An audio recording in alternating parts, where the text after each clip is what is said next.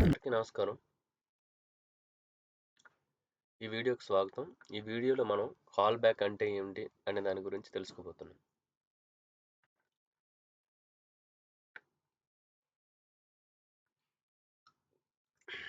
Call back అంటే simply function. It is passed as a argument to another function.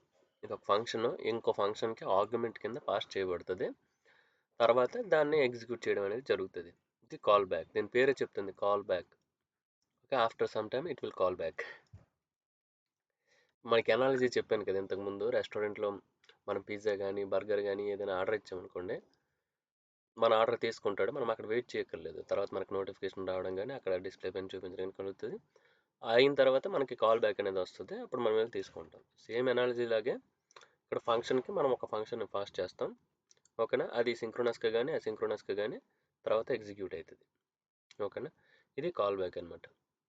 So ఈ call backs ఎందుకు మనం వాడతామని అంటే, note చేసి అనేది సింగిల్ థ్రెడెడ్, దీనికి మల్టీ థ్రెడ్స్ ఏమి ఉండవు. సో ఒకే దీంట్లో అన్ని పనులు చేయాల్సి వచ్చినప్పుడు ఏమవుతుంది అంటే, వెంటనే చాలా పనులు ఎగ్జిక్యూట్ కావు. రీడింగ్ ఫైల్స్ చేయడం కానీ, animations, next database calls, timers, ఇలాంటివన్నీ చేసేటప్పుడు ఇవన్నీ అసింక్రోనస్ కాల్స్ అనమాట. సో అప్పుడు మన కంట్రోల్ ఫ్లో ఆగకుండా ముందుకు వెళ్ళిపోద్ది. ఎప్పుడైతే ఆ ఫంక్షన్స్ అనేవి క్లియర్ అయిపోతాయో అప్పుడు దానికి రిజిస్టర్ చేసిన కాల్ బ్యాక్ అనేది ఎగ్జిక్యూట్ అవుతుంది. ఓకేనా, సో మీరు నోట్స్ గురించి ఏమి కంగారు పడకండి. నేను నోట్స్ ఇక్కడ క్లియర్గా ప్రిపేర్ చేశాను. ఓకేనా, మీరు నేను చెప్పింది వినండి, ప్రాక్టీస్ చేయండి ఎక్కువ. ఓకేనా, కామన్ యూజ్ కేస్ మనం తీసుకున్నట్లయితే ఈవెంట్ లిజనర్స్, ఫ్రంట్ ఎండ్లో ఇది మనకి జావా స్క్రిప్ట్ కానీ యూజ్ అయినట్లయితే బటన్ క్లిక్స్, మౌస్ ఓవర్స్ ఇవన్నీ చేస్తాం కదా, అప్పుడు మన ఈవెంట్స్ అవన్నీ ఈవెంట్స్ అనమాట. చెప్పాను కదా, జావా స్క్రిప్ట్ అనేది event driven architecture. So events అన్ని లెజన్ చేయొచ్చు ఫ్రంట్ ఎండ్లో. బ్యాక్ ఎండ్లో మనం తీసుకుంటే టైమర్స్, అలాగే డేటాబేస్ కాల్స్ ఇవన్నీ ఉంటాయి అన్నమాట. సరే, ఇది థియరీ. మనం ప్రాక్టికల్గా ఒకటి చూద్దాం ఎలా వర్కౌట్ అవుతుంది అంటే. మీకు ఇంతకుముందు డీబగ్ టెర్మినల్స్ గురించి చెప్పాను.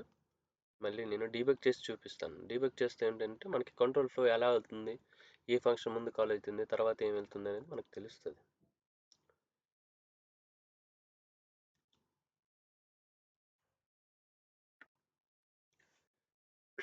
కంట్రోల్ టిల్ట్ నొక్కినట్టయితే మీకు టెర్మినల్ ఓపెన్ అవుతుంది. నేను జావా స్క్రిప్ట్ డీబగ్ టెర్మినల్ తీసుకుంటున్నాను. ఓకేనా, ఇప్పుడు నేను కాల్ బ్యాక్స్ అనే ఫోల్డర్లో మన ఫైల్స్ ఉన్నాయి.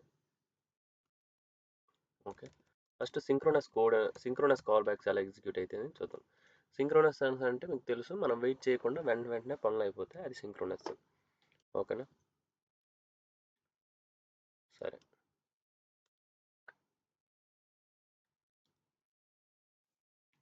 ఓకే, చూడండి, ఇక్కడ ఒక ఫంక్షన్ డిఫైన్ చేసాం, హలో, అండ్ గ్రీట్ అనే ఇంకో ఫంక్షన్ డిఫైన్ చేసాం. ఈ గ్రీట్ అనే ఫంక్షన్కి హలో అనే ఫంక్షన్ని ఆర్గ్యుమెంట్ కింద ఇస్తున్నాం. కాల్ బ్యాక్ అంటే అదే అని చెప్పింది కదా, ఒక ఫంక్షన్కి ఇంకో ఫంక్షన్ ఆర్గ్యుమెంట్ కింద వెళ్తే అది కాల్ బ్యాక్ ఇది. ఓకేనా,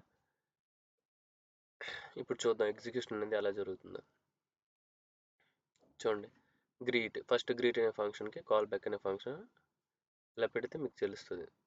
ఓకేనా, చూడండి, హలో అనే ఫంక్షన్ ఇక్కడ వచ్చింది కాల్ బ్యాక్ కింద. ఓకే, ఎంటైర్ ఫంక్షన్ హలో అనే ఫంక్షన్ వచ్చింది. హలో ఫంక్షన్కి మనకి నేమ్ అనే ఆర్గ్యుమెంట్ కావాలి కాబట్టి లోపల నేమ్ అనేది రాశాను. ఓకేనా, సో తర్వాత ఈ కాల్ బ్యాక్ అనే ఫంక్షన్ని ఇది కాల్ చేస్తుంది. ఓకేనా, విత్ నేమ్ ఆర్గ్యుమెంట్తోని. సింక్రోనస్ ఎగ్జిక్యూషన్ కాబట్టి వెంటనే ఇక్కడికి వెళ్ళిపోయి హలో నేమ్ ఇక్కడ చూడండి, ఇక్కడ వచ్చింది అలియాస్.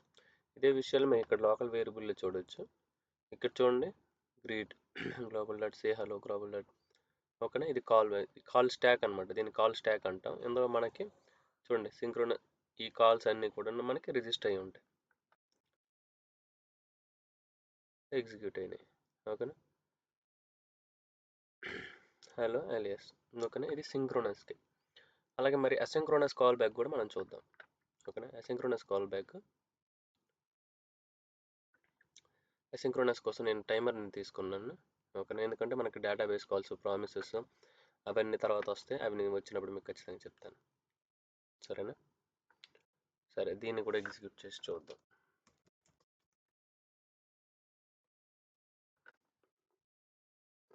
ఇది ట్యాబ్ని క్లిక్ చేస్తే ఈ ఫైల్ నేమ్ వస్తుందండి. ఈ టెక్నిక్ మీకు ఆల్రెడీ చెప్పాను. ఓకే, డీబగ్గర్ అటాచ్ అయింది.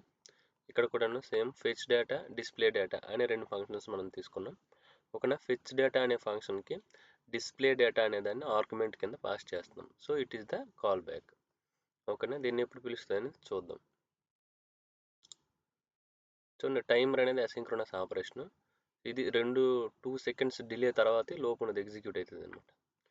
సో అప్పుడు వరకు ఆగకుండా తర్వాత ఫంక్షన్స్ ఏవైతే ఉన్నాయో అవి ఎగ్జిక్యూట్ అయిపోతాయి, అసింక్రోనస్ నేచర్ కాబట్టి.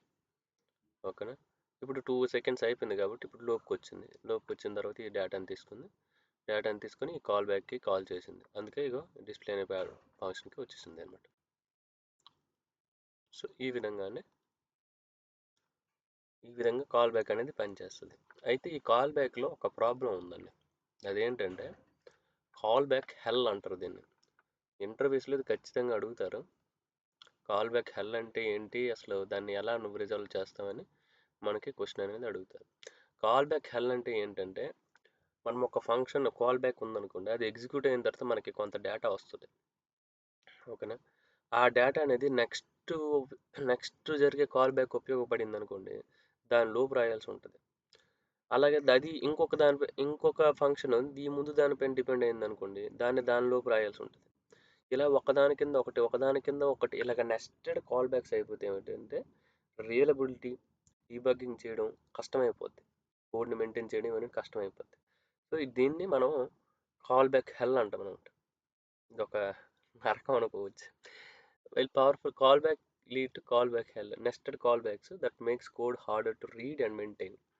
ఓకే, దీన్ని కాల్ బ్యాక్ హెల్ అంటారు. దీన్ని అవాయిడ్ చేయడానికి ప్రామిసెస్, అసింక్ అవాయిడ్ అనే కాన్సెప్ట్స్ ఉంటాయి. అవి నేను తర్వాత వీడియోలో మీకు చెప్తాను. సరేనా, థ్యాంక్ యూ ఫర్ లిజనింగ్ అండి.